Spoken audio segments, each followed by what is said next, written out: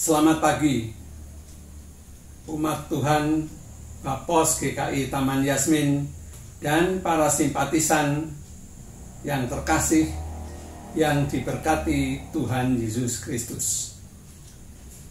Damai sejahtera Tuhan Yesus bagi kita sekalian. Kita bersyukur atas penyertaan Tuhan Yesus di dalam kita menjalani kehidupan hingga saat ini. Sehingga oleh kasih setia Tuhan, kita diberikan kekuatan dan kesehatan dalam mengemban tugas panggilan kita di tengah keluarga, gereja, dan masyarakat. Pagi ini, Tuhan ingin memelihara iman kita melalui persekutuan ibadah dari rumah kita masing-masing secara online. Tema ibadah hari ini, Minggu 28 Juni 2020, adalah upah di dalam Tuhan. Dengan tujuan, umat yakin akan janji Tuhan di dalam menjalankan tugas panggilan sebagai orang percaya. Kebenaran firman Tuhan akan dilayankan oleh Bapak Pendeta Binsar Pakpahan dari Gereja HKBP Jakarta. Umat Tuhan, marilah kita datang menyembah Allah, beribadah kepadanya dengan sepenuh hati dan sukacita. Selamat berbakti. Umat diundang berdiri. Kita angkat pujian dari Kidung Jemaat 1, bait pertama dan kedua. Haleluya, pujilah.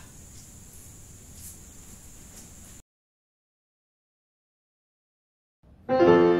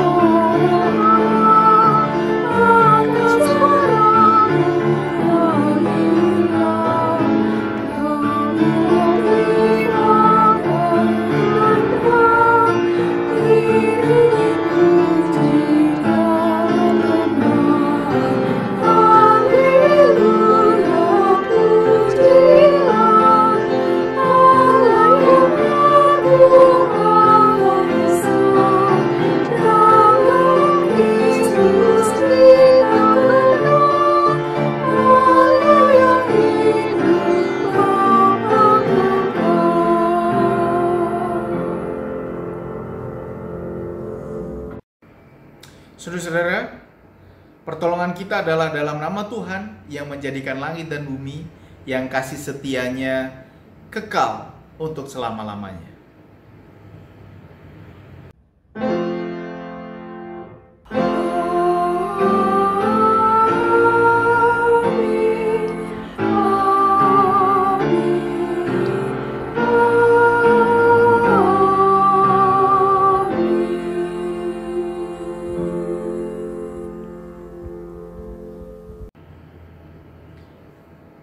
Salam sejahtera bagi saudara yang datang dalam nama Tuhan.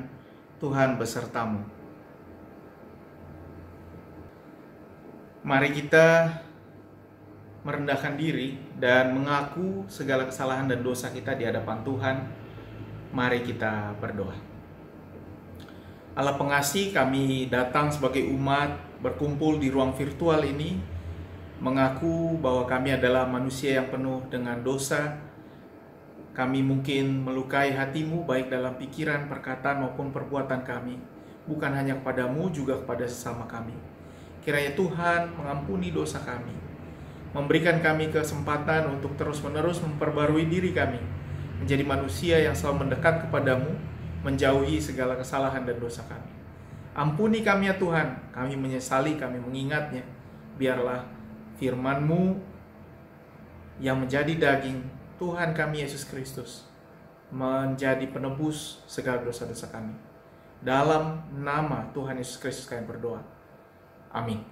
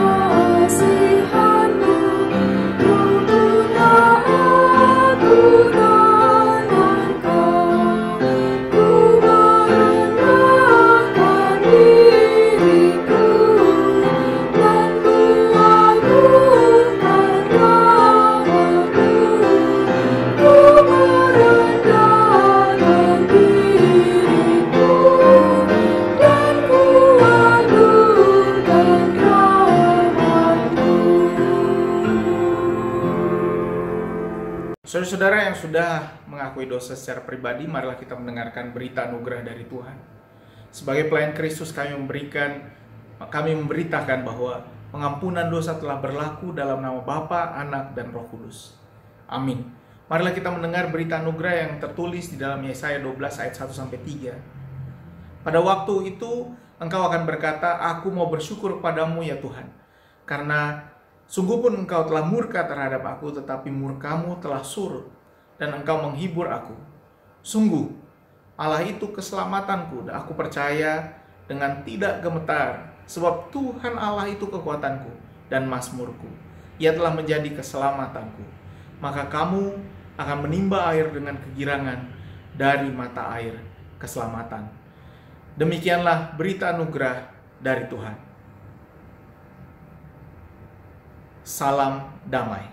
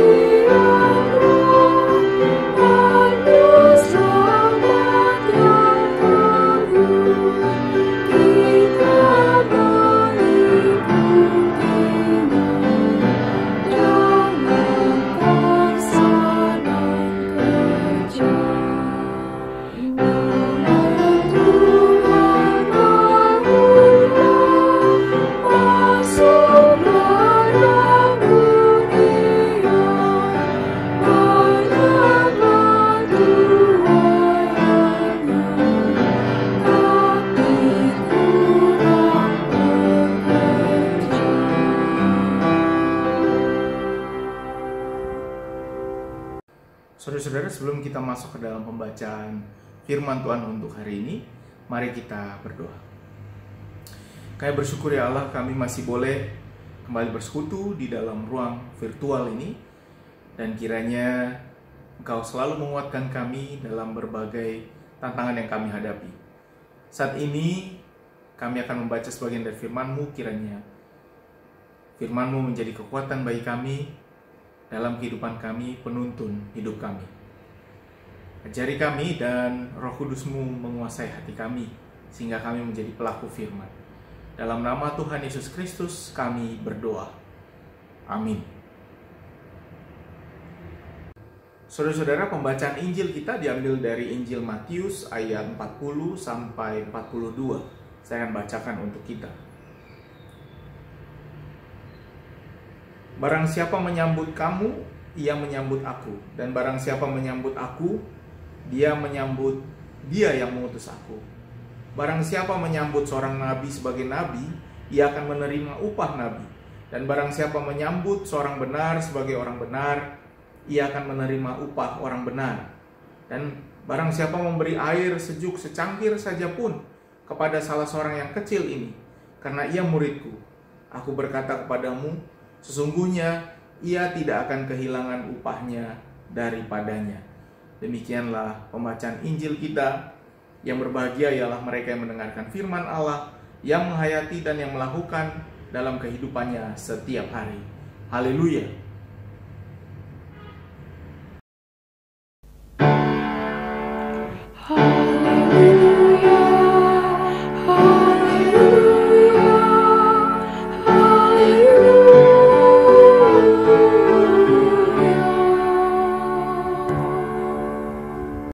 Saudara-saudara yang terkasih, Bapak Ibu yang ada di Bapos GKI Taman Yasmin, juga saudara-saudara yang menyaksikan ibadah bersama di YouTube ini, saya mengucapkan selamat pagi dan juga shalom untuk kita semua.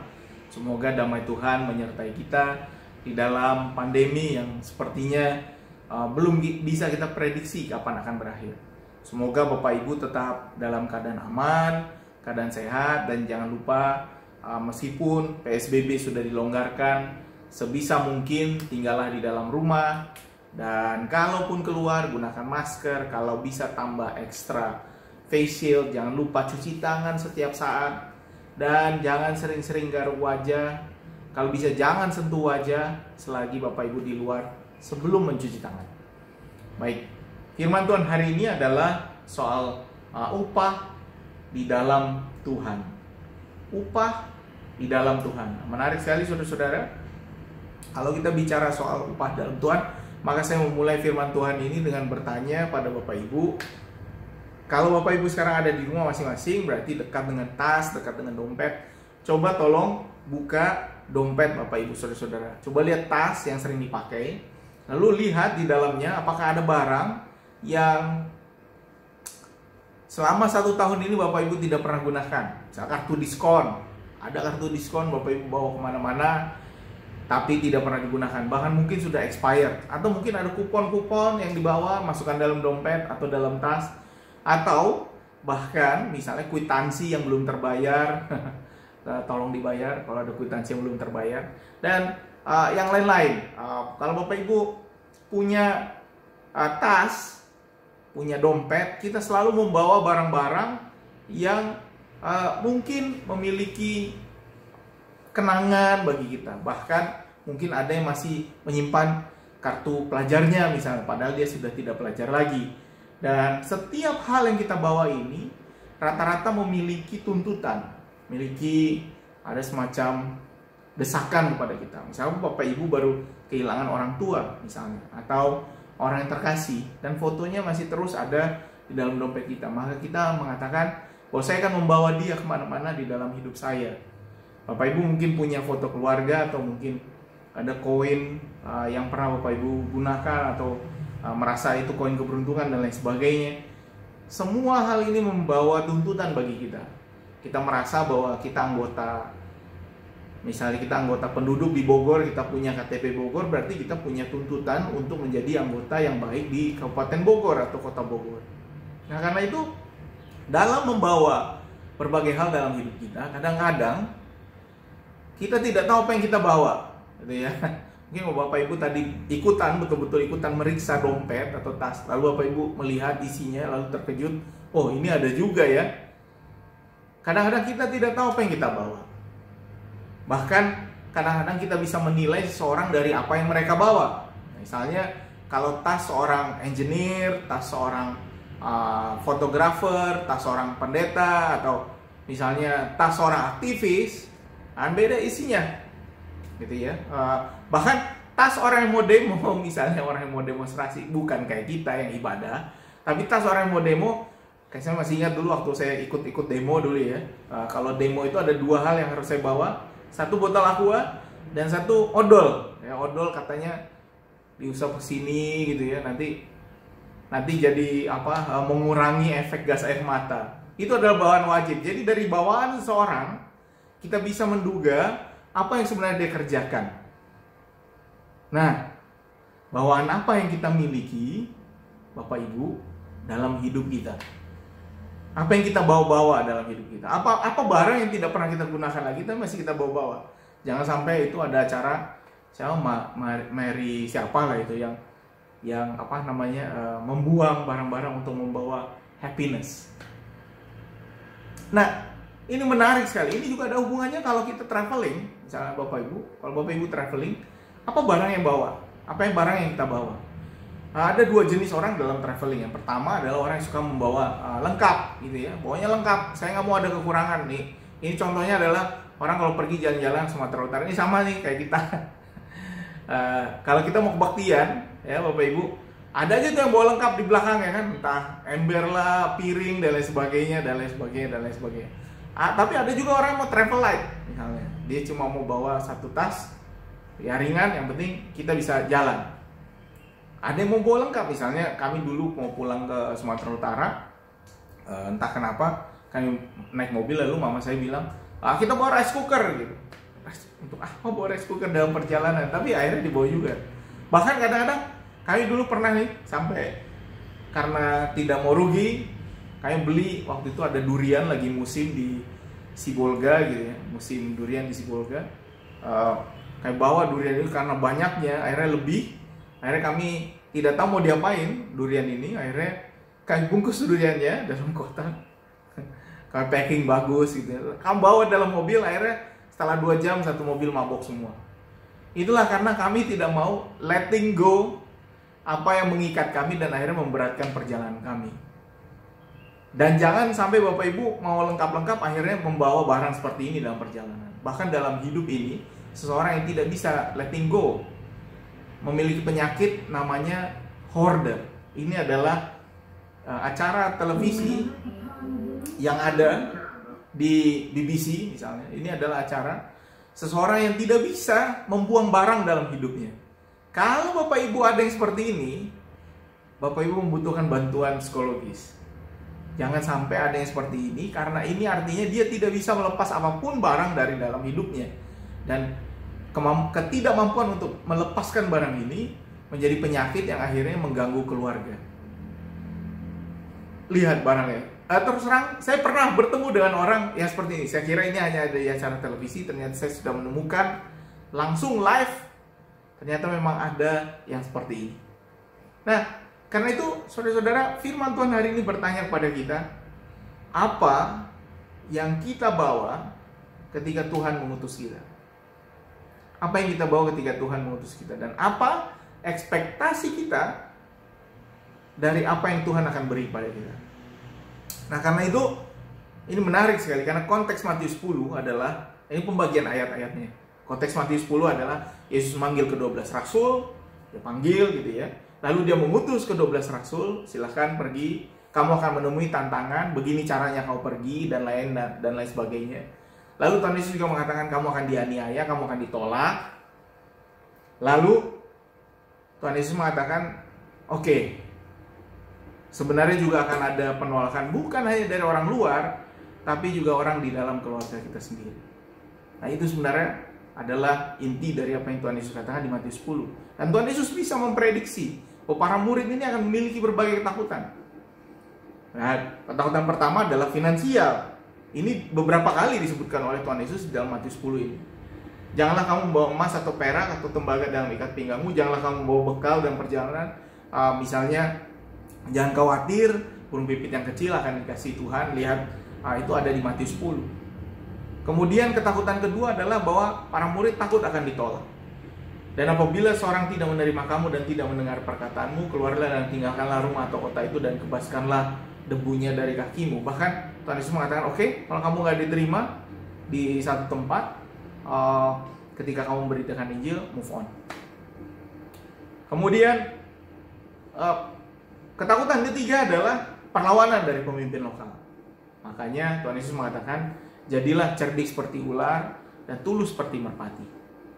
Ini semua ada di dalam Matius 10. Karena Tuhan Yesus mengutus mereka lalu mengatakan, kamu akan punya tantangan, kamu akan punya hambatan, dan kamu akan menghadapi berbagai ujian baik dari dalam dan dari luar. Setelah Tuhan Yesus menjelaskan ujian yang berasal dari luar, Tuhan Yesus sekarang menjelaskan ujian yang dari dalam.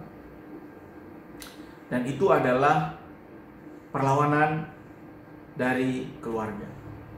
Barang siapa mengasihi bapak atau ibunya lebih daripadaku, ia tidak layak bagiku. Dan barang siapa mengasihi anaknya, laki-laki atau perempuan, lebih daripadaku, ia tidak layak bagiku. Itu adalah ayat yang mengawali teks yang kita baca hari ini. Teks ini tidak kita baca, tapi ini adalah awalnya. Ini ada dalam satu perikop, Bapak Ibu. Jadi sebelum bicara soal upah, Tuhan Yesus bicara soal apa risikonya. Nah, risikonya adalah bukan soal bahwa kita harus memusuhi keluarga kita, tapi ini adalah soal pertentangan nilai. Perbedaan nilai. Kita memiliki berbagai perbedaan nilai di dalam keluarga. Perbedaan nilai yang kita miliki di dalam keluarga akan membuat kita punya perbedaan prioritas. Ada yang prioritasnya layanan. Ada yang prioritasnya, kita mendingan mengumpulkan apa yang kita bisa miliki untuk membantu kesejahteraan keluarga. Ada perbedaan nilai.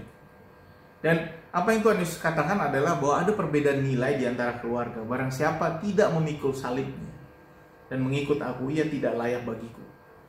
Barang siapa mempertahankan nyawanya, ia akan kehilangan nyawanya. Dan barang siapa kehilangan nyawanya akan aku, ia akan memperolehnya. Ada perbedaan di dalam ini. Nah, karena itu ini adalah resiko yang harus kita pikirkan. Risiko ini betul-betul nyata. Bayangkan saudara-saudara, bisa bayangkan kalau misalnya takut anak saya mau makan apa, besar seperti apa nanti dia, saya punya duit atau enggak, nanti kalau saya pergi ke sana saya akan ditolak, apa yang harus saya lakukan. Dan ini adalah ketakutan-ketakutan yang real. Karena itu Tuhan Yesus mengatakan upah. Tapi upah ini sebenarnya saudara-saudara berlaku pada dua hal. Berlaku kepada orang yang diutus dan berlaku kepada orang yang menerima mereka. Jadi bukan hanya kepada yang pergi, tapi juga kepada yang menerima. Karena itu Tuhan Yesus mengatakan, barang siapa menyambut kamu, ia menyambut aku. Dan barang siapa menyambut nabi, dia akan menerima upah nabi. Dan barang siapa memberi air sejuk secangkir saja pun kepada orang yang paling kecil ini, karena ia muridku, ia tidak akan kehilangan upah. Dan itu artinya ada dua yang mau dikatakan Tuhan Yesus. Satu, kalau kamu pergi, kamu tenang saja, akan ada orang yang menolongmu. Tapi juga kepada orang yang menerima mereka, Tuhan mengatakan, kalau kamu terima para penginjil ini, para pemberita firman ini, mereka yang memberanikan, mereka yang diutus, mereka yang berani untuk keluar, maka kamu akan menerima upahmu. Dan itu adalah twofold, dua arah pesan dari yang Tuhan Yesus katakan pada hari ini.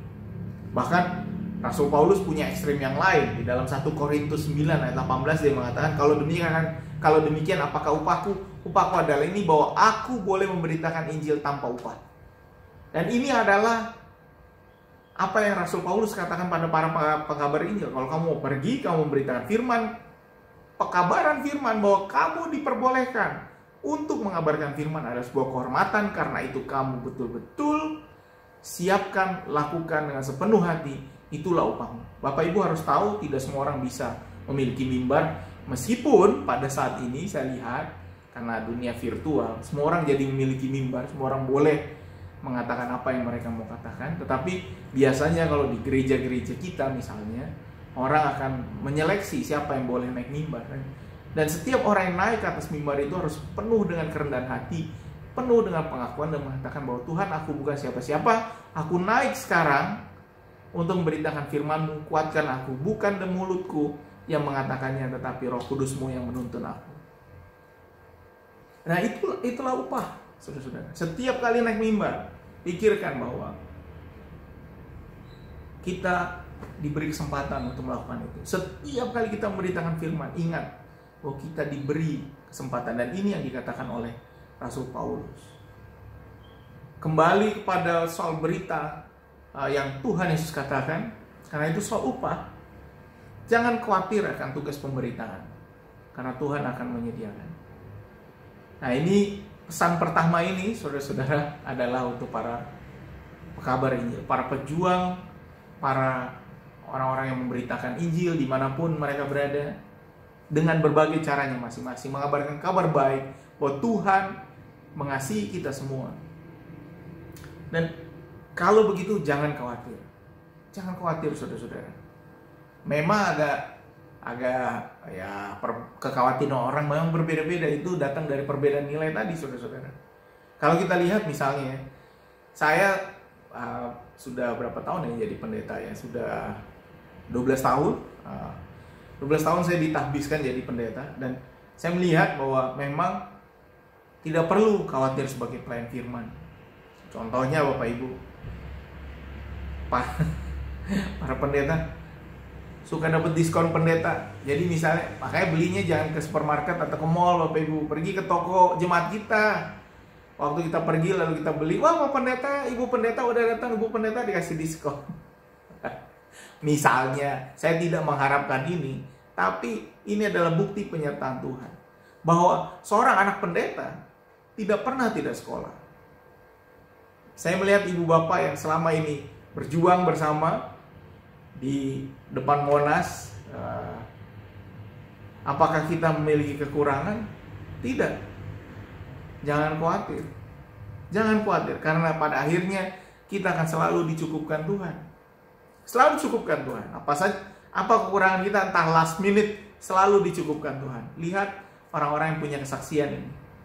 Selalu ada saja yang datang dan menolong dan menguatkan. Itu adalah bukti penyertaan Tuhan. Karena itu ketika kita pergi, ingatlah Tuhan akan menyertai kita. Dan mengikut Tuhan, upah akan selalu disediakan. Bagi orang yang menerima, ingatlah ini ketika kamu menerima hamba Tuhan, ketika kamu melakukannya untuk hamba Tuhan, ketika kamu melakukannya bukan untuk hamba Tuhan saja, tapi untuk pekerjaan kerajaan Tuhan, kamu juga akan mendapatkan berkat. Jangan khawatir, kamu tidak akan kekurangan. Karena itu pesan ini untuk dua arah. Buat kita yang ada di sebagai jemaat, ya, mari saatnya kita berbagi kebaikan. Berbagi kebaikan tidak akan merugikan siapa-siapa. Dan saya masih ingat kalau pesan ini mengatakan ya, kalau kamu bareng siapa, kalau kamu menyambut seseorang karena dia datang atas namaku, kamu menyambut aku. Dan itu saya ingat persis. Ini sebenarnya bisa kita bayangkan, saudara-saudara. Kalau misalnya waktu dulu saya masih tinggal di Belanda, saya masih ingat tuh kalau saya pernah kedatangan orang yang mengirim email pada saya tiba-tiba gitu ya, lalu mengatakan, saya mau nginep di rumahmu. Waktu itu saya masih tinggal di Amsterdam. Saya mau nginep di rumahmu.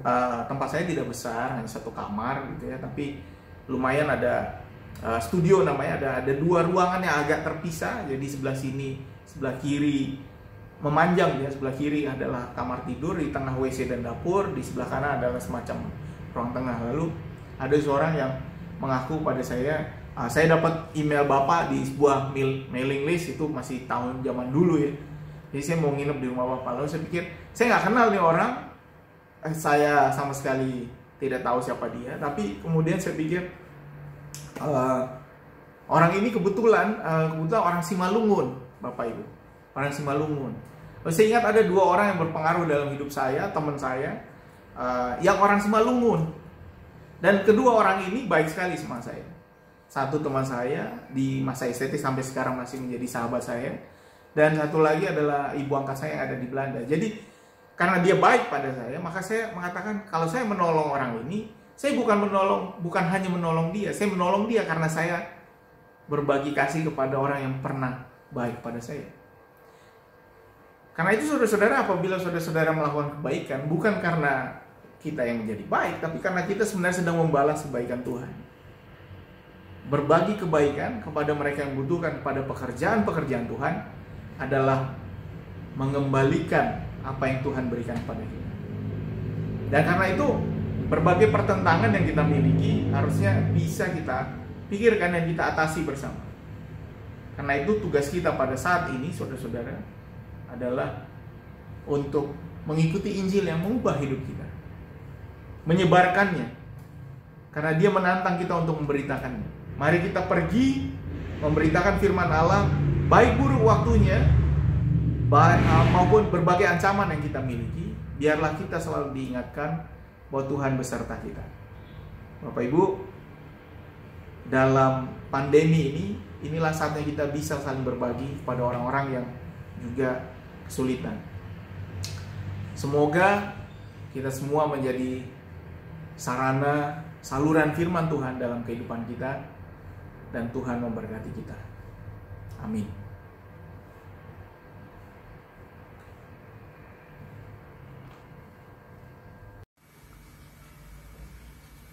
Marilah kita bersama dengan umat Allah di masa lalu, masa kini, dan masa depan mengingat pengakuan pada baptisan kita menurut pengakuan iman rasuli demikian.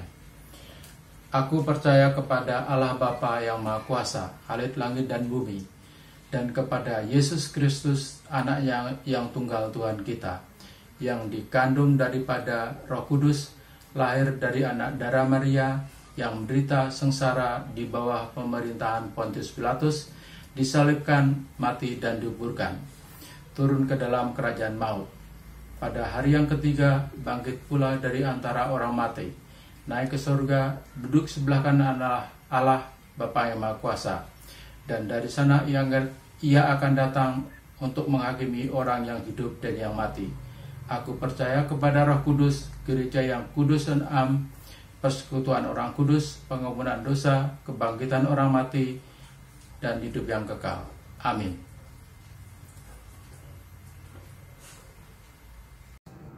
Saudara-saudara, marilah kita satu di dalam doa syafaat kita. Mari berdoa. Kami bersyukur ya Allah untuk berkat-Mu dalam kehidupan kami di tengah masa pandemi ini. Kami masih boleh berada dalam keadaan sehat dan berada dalam keadaan sehati antara jemaat GKI Taman Yasmin. Tuhan sertai agar kami semua memiliki kekuatan dalam menghadapi masa pandemi ini, dan Tuhan kiranya juga menguatkan kami dalam berbagai aktivitas kami. Tuhan, kami mau berdoa untuk kesehatan dan kesehatian jemaat GKI Yasmin, juga untuk para jemaat lansia. Kami berdoa juga untuk pemerintah pusat, dari pemerintah Kota Bogor sampai ke tingkat presiden dalam penyelesaian masalah hukum dan intoleransi di Indonesia. Kami juga berdoa untuk para pemimpin agar mereka berani untuk menegakkan kebenaran. Kami berdoa juga untuk berbagai upaya yang dilakukan pemerintah dan masyarakat dalam mengatasi permasalahan selama pandemi COVID-19 dan memutus rantai penularan COVID-19 di Indonesia dan seluruh dunia.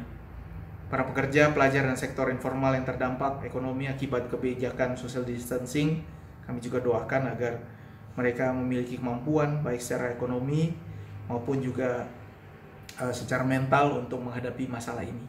Kami berdoa juga untuk kesehatan pengerja, majelis jemaat, dan pendeta GKI Pengadilan Bogor sebagai gereja induk Bapos Yasmin. Kami juga berdoa untuk kegiatan pelayanan diakonia oleh pengurus gereja untuk meringankan beban mereka yang terdampak pandemi COVID-19 ini. Kami berdoa untuk kegiatan online yang dilakukan oleh jemaat agar tetap dapat dijalankan dengan baik walaupun dalam keadaan yang berbeda dari biasanya. Kami juga berdoa untuk kesehatan keluarga, para pendeta yang selama ini melayani ibadah, baik di Bogor maupun seberang Istana Merdeka Jakarta. Khususnya kami berdoa juga untuk pendeta Stephen Sulaiman yang berada dalam masa pemulihan.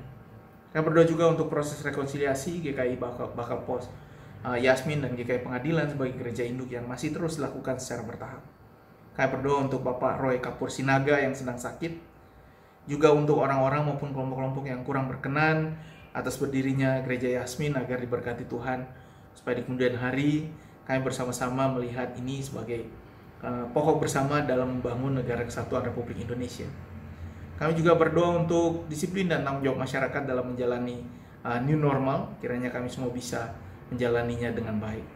Dan juga kami mau berdoa untuk jemaat, anak-anak yang naik kelas setelah menyelesaikan pendidikan, baik di pendidikan dasar, menengah maupun atas, serta pendidikan tinggi. Mereka yang naik kelas, mereka yang akan mengikuti kelas online lagi, kiranya Tuhan menyertai agar semua boleh berjalan dengan baik. Sertai para orang-orang yang mengabarkan Injil di berbagai tempat, kiranya kami semua berhasil bersama-sama untuk menjadi pekabar Injil, memberitakan sukacita. Terima kasih Allah, segala doa dan permohonan ini kami sampaikan di dalam nama Tuhan Yesus Kristus yang telah mengajar kami berdoa. Mari kita sama-sama mengucapkan doa Bapa kami. Bapa kami yang di surga, dikuduskanlah namamu, datanglah kerajaanmu, jadilah kehendak-Mu di bumi seperti di surga. Berikanlah kami pada hari ini makanan kami yang secukupnya, dan ampunilah kami akan kesalahan kami, seperti kami juga telah mengampuni orang bersalah pada kami. Dan janganlah bawa kami ke dalam pencobaan, tetapi lepaskanlah kami daripada yang jahat. Karena Engkau yang punya kerajaan, dan kuasa, dan kemuliaan sampai selama-lamanya. Amin.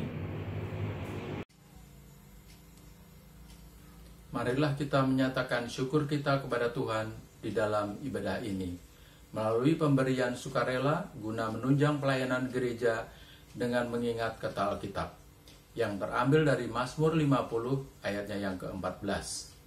Persembahkanlah syukur sebagai korban kepada Allah, dan bayarlah nazarmu kepada Yang Maha Tinggi. Kita akan naikkan pujian yang terambil dari Kidung Jemaat 287 A, bait pertama dan kedua. Sekarang bersyukur.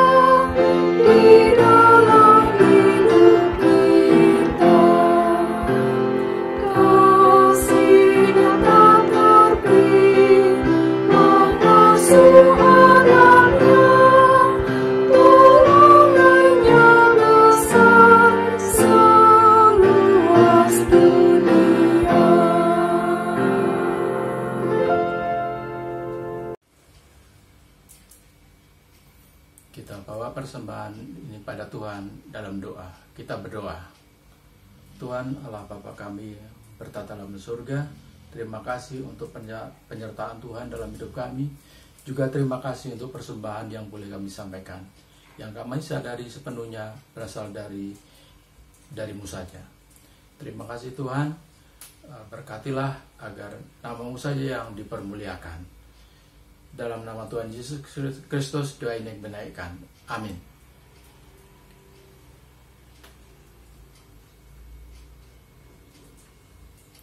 Kita akan nyanyikan nyanyian pengutusan terambil dari Kidung Jemaat 357 bait pertama sampai keempat.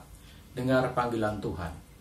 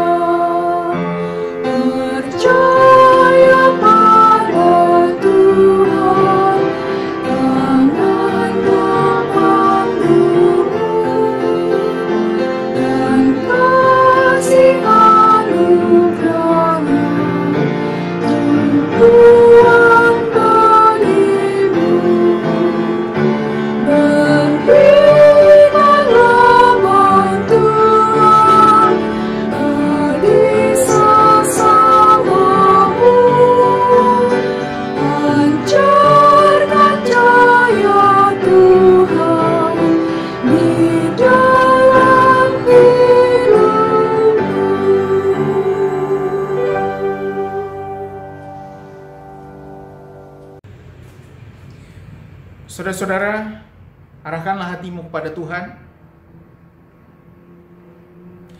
Jadilah saksi Kristus. Terpujilah Tuhan. Dan terimalah berkat dari Tuhan. Tuhan memberkati engkau dan melindungi engkau. Tuhan menyinari engkau dengan wajahnya dan memberi engkau kasih karunia. Tuhan menghadapkan wajahnya kepadamu dan memberi engkau damai sejahtera. Haleluya.